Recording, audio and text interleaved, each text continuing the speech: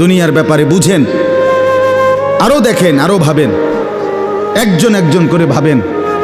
দুনিয়া আরো যদি সাজান, খোদার কসম ক্ষণিকের ক্ষণিকের ক্ষণিকের অল্প সময়ের দুনিয়া চমৎকার সাজাইয়াও তৃপ্ত হইতে পারবেন না, তৃপ্ত হইতে পারবেন। এবছর চমৎকার রং দিছেন বিল্ডিংয়ে, 2 বছরের মাথাত বিভিন্ন খান দিয়া চামড়া উঠিয়া এটা আবার যেই সেই, ঠিকই না বলেন? তা আবার রং দাও। এই সোফা চমৎকার বানাইছিল, ওই যে বার্নিশ নাই, দেখেন এই যে সোফা, এটা এই যে দেখেন, কথা বলেন না, এই সোফা এটার মধ্যে আসেনি অন বার্নিশ, তো এটা আবার কি করতে হইব? তো লাভ হইল কই? দুনিয়া তো ধোকা, দুনিয়া ধোকা। এই সৌন্দর্যময় চেহারা নারী 30 বছরের ব্যবধানে উনি বুড়ি, আর কেউ ফিররা সেদিকে ফিরা সেফও হালায় না। আজ যেই যুবতী, যেই বেহায়া নারী, বেপর্দা মহিলা বাজারে বাজারে ঘুরতো, যৌবন, আরে সেটা তার সম্পদ না, তারটা হইলে তো নিজের হইলে তো সে কখনোই বুড়া হইতো না। আল্লাহ তাআলা বলছে, আমি যখন যৌবন শেষ করে দিলাম, তো এখন আর কোন পুরুষ তার দিকে ফিররা থুতুও বালায় না। দুনিয়া এক অবস্থায় থাকে না, এক হালাতে থাকে না বাপ। এজন্য ছেলেদেরকেও বলি, বাপ জিন্দেগি সুন্দর করো। তোমার এই হাসি থাকবে না, তোমার এই সুস্থ সুন্দর সুঠাম দেহ থাকবে না। আন্তরিকতা নিয়ে শুনলে, নিজের ভিতরে নেক মানসিকতা যদি থাকে, গ্রহণ করার মানসিকতা, তাহলে অল্প কথাতেও ফায়দা হয়। আর গ্রহণ করার মানসিকতা না থাকলেও 50 বছর শুনলেও গুনার অভ্যাস ছুটে না। দেখেন না, 70 বছরের বুড়া মানুষ চা দোকানে টেলিভিশন দেখে, তাহলে এত বড় বুড়ো মানুষ, মুরব্বী, উনি এখনো যদি বিড়ি খায়, সিগারেট খায়, এখনো যদি চা দোকানে টেলিভিশন দেখে, তো ওনার এই মন্দ অভ্যাস, বদ অভ্যাস কত বছর পরে ছুটবে? উনি আরো কয়শো বছর বাঁচলে গিয়া বুঝবে এটা গুনাহ। আর ওনার আর মেয়াদ আছে কি? এই জন্য বললাম, আপনি খবর নিলে দেখবেন 30 বছর মসজিদে আসা যাওয়া করে ঠিকই, কিন্তু যথাযথ আন্তরিকতা, দিলের মধ্যে আখেরাতের কোনো মানসিকতাই নাই, নিজেকে বদলানোর অনুভূতিই নাই, ফিকিরে নাই। সোজা কথা, পরকাল বলতে কিছু, এখন যা আছি তাই। এখন সুখে থাকলে সুখী দুনিয়া, এখন দুঃখে থাকলে দুঃখী। জিফুত যদি ঠিকমতো খানা খাদ্য খাওয়ায় খুশি, ঠিকমতো খানা খাদ্য নাই দুঃখী। এই মানে দুনিয়া পেলে খুশি, দুনিয়া না পেলে দুঃখী। লাভ লোকসান, আয় ব্যয়, হিসাব কিতাব, সুখ আনন্দ, দুঃখ বেদনা, হাসি কান্না, আবেগ অনুভূতি, সবটাই শুধুই দুনিয়াকে কেন্দ্র। এখানে কি পেলাম? এখন কি পেলাম? এখন কি পেলাম? ইনহিয়া ইল্লা হায়াতুনা দুনিয়া নামুতু ওয়া নাহইয়া। আল্লাহ তাআলা বলেন, নাফরমান আর পাপীদের জীবন কেমন হয়? কোরআনে আল্লাহ বলছেন, তাদের অবস্থা হয় এমন যে তারা বলে জীবন কেবলই দুনিয়ারটা, আর কোথাও জীবন নেই, আর কিছু নেই। নামুতু ওয়া নাহইয়া, এখানেই মরব, এখানেই বাঁচব। ওমা নাহনু বিমাবউসিন। আল্লাহ বলেন, নাফরমানদের দিলের মধ্যে এই বিশ্বাস যে আমাদেরকে পুনরায় কোথাও উঠানো হবে না। আল্লাহ যে বলছেন হাসরের ময়দানে তোমাদেরকে উঠানো হবে, সুম্মা ইন্নাকুম ইয়াউমাল কিয়ামাতি তুবআসুন। আল্লাহ তাআলা বলেন, তোমাদের প্রত্যেককে কিয়ামতের দিন হাসরের মাঠে তোলা হবে। আল্লাহ বলেন, বেঈমানের দিলে এটা থাকে না। তার কথা হলো প্রাপ্তি অপ্রাপ্তি, লাভ লোকসান, ভালো মন্দ, হাসি আনন্দ, দুনিয়া। ছেলে বিদেশ থেকে টাকা পাঠাইতেছে, খুশি। ছেলে বিদেশ থেকে টাকা টুকা ঠিক মতো দেয় না বা কামাই রোজগারি কম, জিজ্ঞাসা করবেন কেমন আছেন, কি এর বালা, আমরা আর বালা কি, হ্যাঁ কি সমস্যা কি তা চাচা, এ ফোলাগারে কত ঋণ ফিন কইরা সুদে টাকা নিয়া কিস্তিতে টাকা লইয়া বিদেশ পাঠাইছি, তে অন টাকা পয়সা পাঠায় না, আর বালা কি, তাহলে উনি দুঃখী কেন, টাকা নাই, আবার টাকা পাঠাইতেছে মাশাআল্লাহ, পান খাওয়ার স্টাইলই আলাদা, চা খানার ঢঙই আলাদা, কথাবার্তার স্টাইলই ভিন্ন। কেমন আছেন, আসি আল্লাহর রহমতে, আপনাকে দোয়ায়, 10 জনের দোয়ায় আল্লাহ ভালোই রাখছে। কেমনে ভালো, এতে আল্লাহর রহমতে টাকা পাঠায়, আমরা তার মা আমি আমরা মিল্লা খাইয়া পইরা ভালো আছি। তাহলে ভালো থাকে দুনিয়া, ভালো থাকলে ভালো নাই দুনিয়া, ভালো না থাকলে তো আখিরাত, কবর, মৃত্যু পরবর্তী জিন্দিগি, সের জন্য কি ব্যাপার, তার জন্য কোনো আলোচনা লাগবে না, এর জন্য কোনো কথা নাই, তাইলে কারো মধ্যে এই আলোচনা নেই। স্বামী স্ত্রী পরস্পরের আলোচনা, এই ঘর সংসার বাজার, খাট ফার্নিচার পালং সোফা, হ্যাঁ আসবাবপত্র গহনা অলংকার, এই নিয়েই পেরেশান, এই নিয়ে জিন্দিগি এর মধ্যেই আবদ্ধ। তো আখিরাত তাহলে কার জন্য, পরকাল কার জন্য? আমরা মুসলমান, আমরাই যদি পরকাল না চিনি না বুঝি, আমাদের উচ্চারণে, আমাদের অনুভূতিতে, আমাদের আচরণে, আমাদের কথাবার্তা উঠা বসার মধ্যেই যদি পরকালের কোনো নমুনা দেখা না যায়, তো হিন্দু বৌদ্ধদের মধ্যেই দেখা যাবে। কথা উত্তর দেন। কবর হাসর আখেরাতের চিহ্ন ভেসে ওঠার কথা চালচলনে মুসলমানদের মধ্যে না কাফেরদের মধ্যে? মুসলমানদের মধ্যে। কথা তো ছিলই। আল্লাহর প্রিয় বান্দারা, অসংখ্য আল্লাহর নেক বান্দাদের জীবনে আছে, রাত্রিতে ঘুমাইতেন না, জিজ্ঞেস করতে কেন ঘুমান, বলছে জাহান্নামের ভয় ঘুমাতে দেয় না, কবরের ভয় ঘুমাইতে দেয়। হযরত আবু বকর সিদ্দিক রাদিয়াল্লাহু তাআলা আনহুর মতো সাহাবী আফসুস করে বলতেন, হায় আমি যদি একটা গাছের পাতা হতাম, আমাকে যদি একটা চতুষ্পদ জন্তু গরু কিংবা ছাগল সেই পাতাটা যদি খেয়ে ফেলত, অর্থাৎ আমি যদি মানুষ না হতাম, অথচ কি পরিমাণ আমলের অধিকারী ছিল। হযরত ওমর রাদিয়াল্লাহু তাআলা আনহুর চেহারা কপালের দুই পাশ থেকে লম্বা অঝরে কান্নার কারণে দাগ পড়ে গেছিল।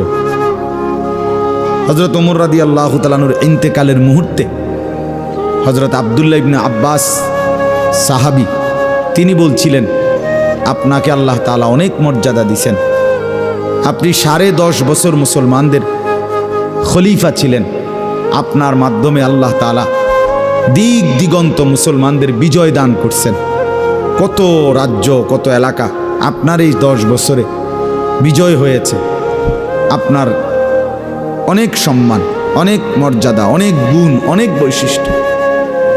হযরত ওমর রাদিয়াল্লাহু তাআলা আনহু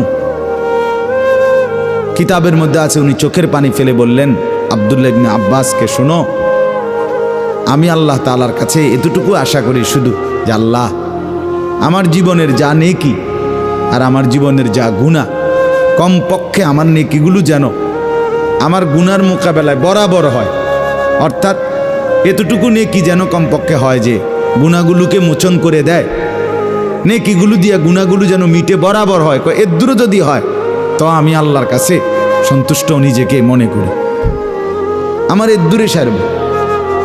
অর্থাৎ নিজের এই বিপুল পরিমাণ নেক আমলকে কিছুই মনে করেন, সামান্য। তা আমাদের পুঁজি কোথায়? আমাদের এই শুক্রবারের শুধু সপ্তাহে একদিনের জুমার নামাজ, এটাই আমাদেরকে জান্নাত এনে দিবে, ঠিক না? হ্যাঁ, মাঝে মধ্যে গরিব দুঃখীকে 2 টাকা 5 টাকা দিলে এতে আমাদের বেহেশত চলে আসবে, ঠিক না? তো বলেন, এজন্য বললাম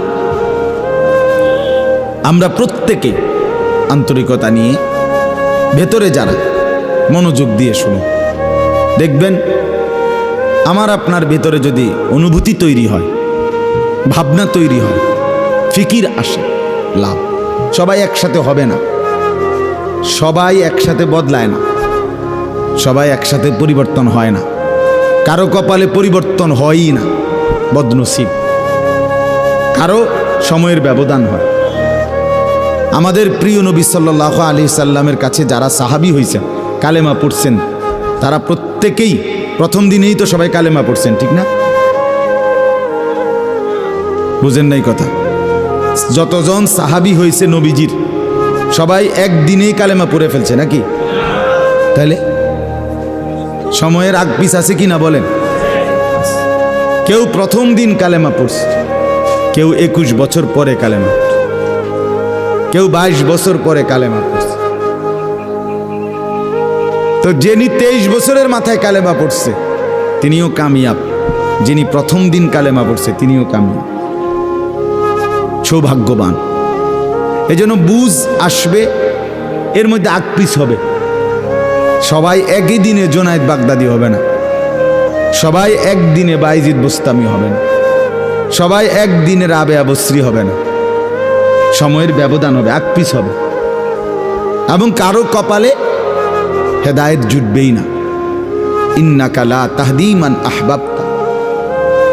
আল্লাহ তাআলা আমাদের নবী সাল্লাল্লাহু আলাইহি সাল্লামকে বলছেন, আপনি খুব চাইলে, ভালোবাসলে আপনি নিজে কাউকে হেদায়েত দিতে পারবেন না, সেখানে আমি কি? কথা বলেন না? সেখানে আমাদের কোনো পাত্তা আসেনি কোনো। খুদ রসুলকে আল্লাহ বলছে, হে নবী আপনি চাইলে হবে না, আমি চাইতে হবে। ওয়ালাকিন্নাল্লাহ ইয়াহদি মান ইয়াশা, বরং আমি আল্লাহ যাকে চাই আমি তাকে হেদায়েত দান করি। তাহলে মূলত হেদায়েত দেয় কে? ফয়সালা কার হাতে? আমার বলা আপনার শোনা কোনোটাই মূল বিষয় না। মূল বিষয় হলো এটা একটা উসিলা ধরা, কিন্তু মূল ফয়সালা কার হাতে? ওয়ালাউলা ফাদলুল্লাহি আলাইকুম ওয়া রাহমাতু মাজ। এই বেটা মোবাইল না ধরতে মানা করছি, সুন্দর করে বললে হয় না। অনেকের খাসিয়ত এতটাই যে ধমক না দিলে, কথা বুঝছেন না, এটা তার একটা তবিয়ত হয়ে গেছে। না আমারে এমনি করলে আমি বুঝতাম না, আমার ধমকাই তুই। বদ অভ্যাস মানে জিন্দিগির একটা মিনিট লজ্জা শরম কিচ্ছুর কোনো ধার ধারে না।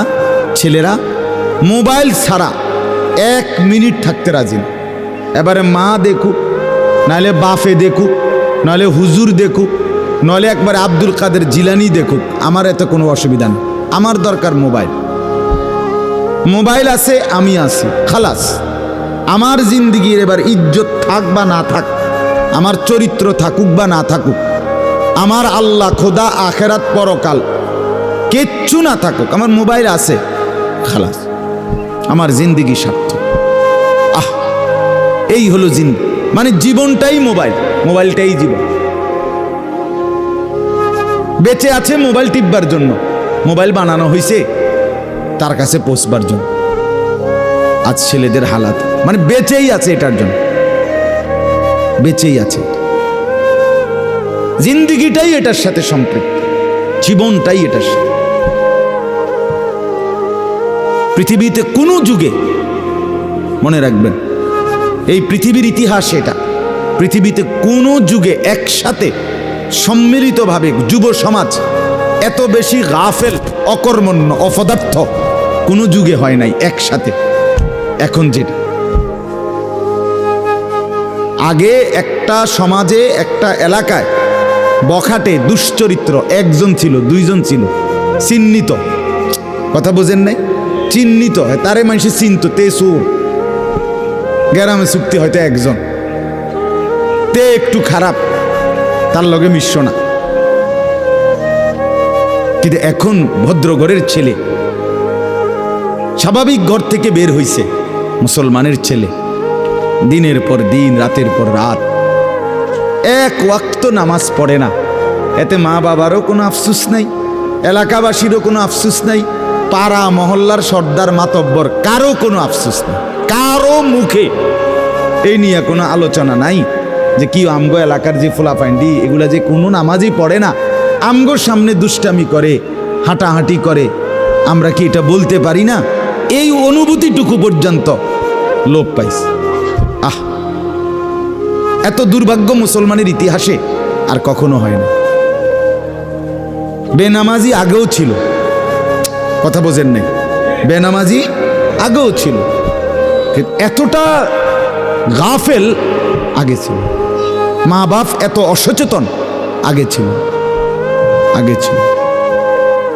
আমার মনে আছে আমরা প্রাইমারি স্কুলে হিন্দু স্যার জমের মতো ভয় পাইতাম, হিন্দু মাস্টার, কিন্তু ভীষণ ভয় করতাম। স্যারে দেখলে মাইরা লেবে, এতটা ছিল একটা সময়। কত আজ থেকে 500 বছর আগে, ঠিক না? আমার বয়স ধরেন 500 বছর, আমি আদি যুগের মানুষ, এরম নি তো। আমার বয়স 42 বছর রানিং, শুরু হয়েছে 41 শেষ হয়েছে, তাহলে 30 বছর আগের কথা। আমার পড়ালেখার প্রাইমারি ছোটবেলার জীবন 30 বছর আগের কথা না, 30 বছর আগে।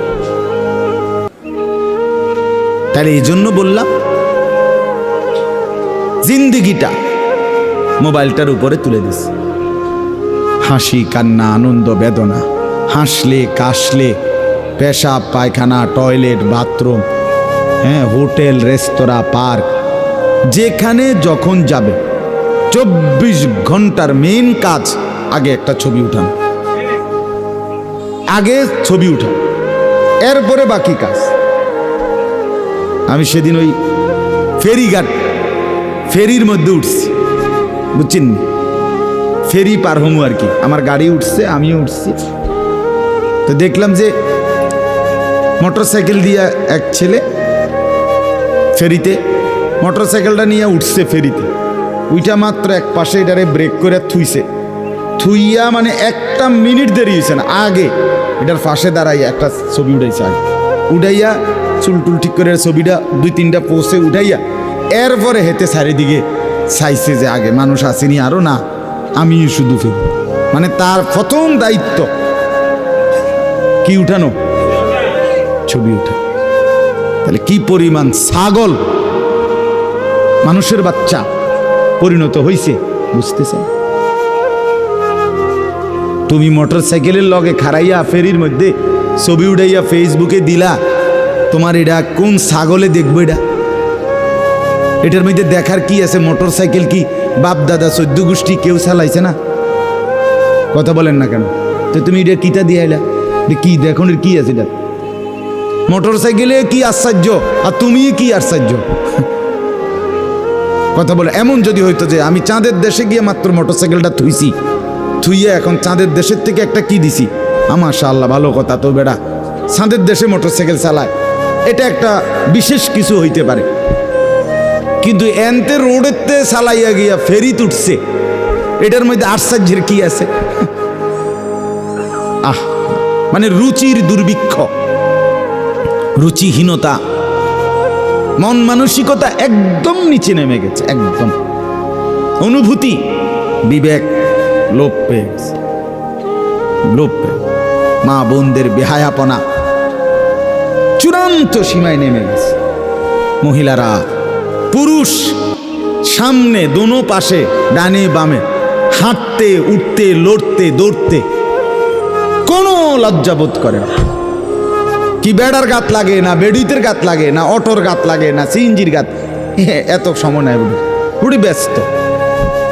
বাজার মার্কেটিং, দোকান কেনাকাটা,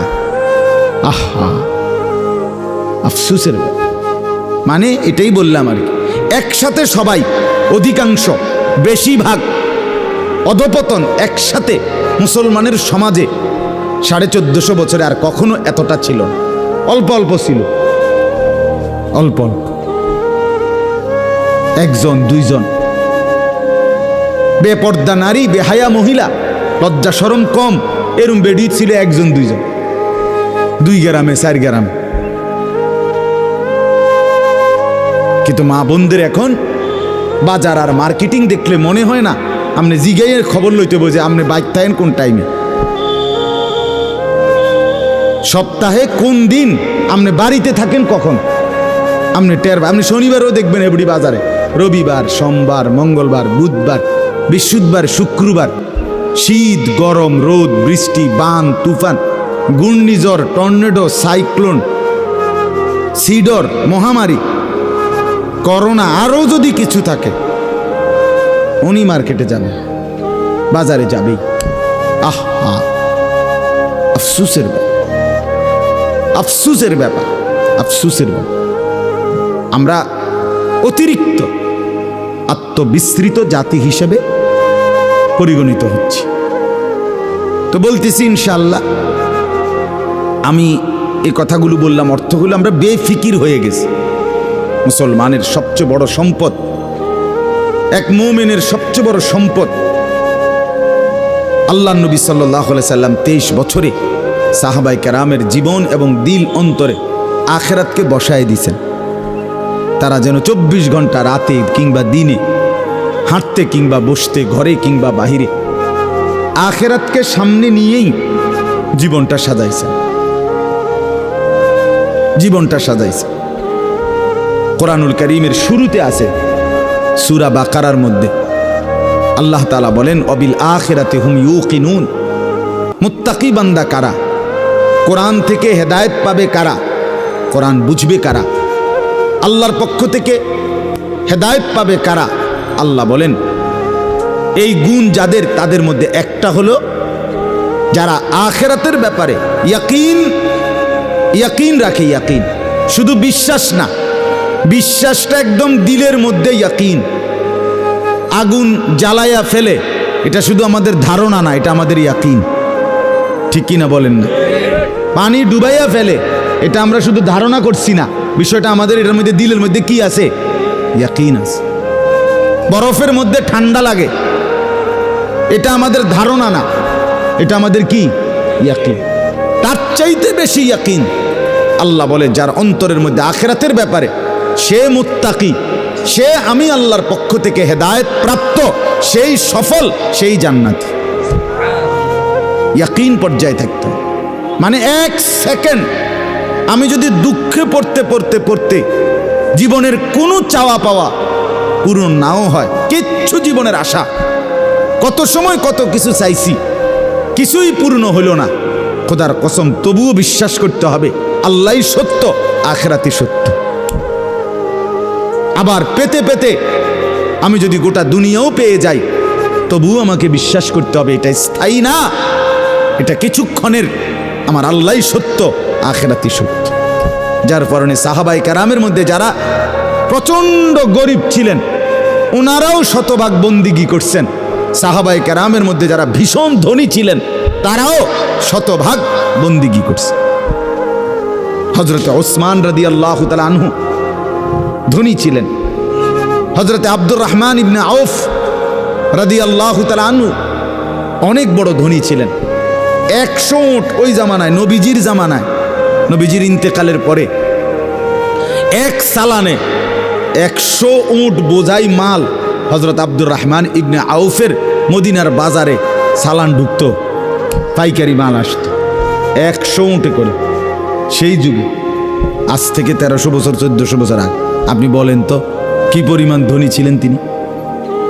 একদিন শুধু হযরত আয়েশা রাদিয়াল্লাহু তাআলা আনহা, নবীজির স্ত্রী, বলছিলেন, আব্দুর রহমান, তোমার এই বিপুল মাল, এগুলার হিসাব দিতে দিতে তুমি তো হাসরের ময়দানে ফুলসিরাত পার হতে গিয়া তোমার কোমর বাঁকা হয়ে যাবে। আমরা কিতাবে পড়ছি সাহাবী আব্দুর রহমান ইবনে আউফ, ওনার উট 100 উটের মাল মদিনার বাজারে পাইকারি চালান নামাইতেছিল। তখন উনি এই সময় শুনছে এই কথাটা, ওনার কানে আসছে, সাথে সাথে সবাইকে ডেকে বলছে, ব্যবসায়ীদেরকে, বাজারের লোকদেরকে, তোমরা সবাই সাক্ষী থাকো। আমি আব্দুর রহমান আল্লাহকে কসম করে সাক্ষী রেখে বললাম, এই 100 উট বোঝাই মাল সহ আমি আল্লাহর রাস্তায় সদকা করে দিলাম।